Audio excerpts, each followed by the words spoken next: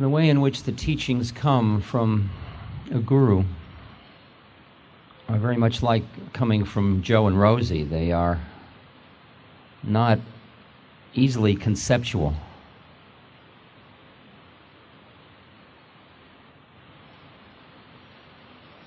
For example, the statement that Maharaji made most frequently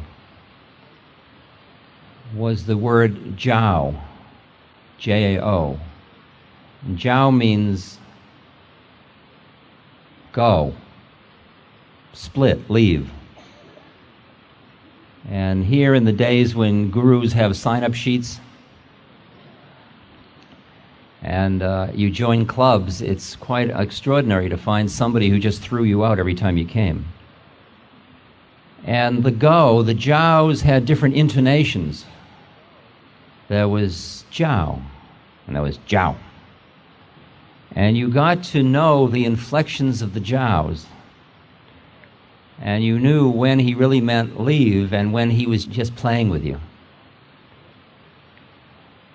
And after you had been away for months and would come to him who you wanted to be around more than anything else, and the first thing he would say is Jao, it would be very confusing at first, especially to somebody new in the game.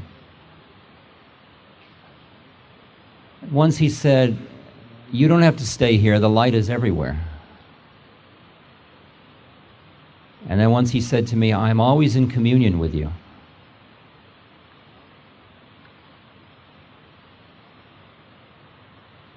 I was very righteous, so when he would say Jao, I would think, poor guy, he's being hassled by everybody. He used to use the expression, they're eating my head, meaning everybody wants so much all the time. I don't know what it meant. I mean, that's what I interpreted. So I'd get very protective of him. So when he'd say Jao, I'd leap up to leave. But there were other devotees, who I won't name, who were greedy for everything they could get. Because, see, there are two theories of how you deal with a guru.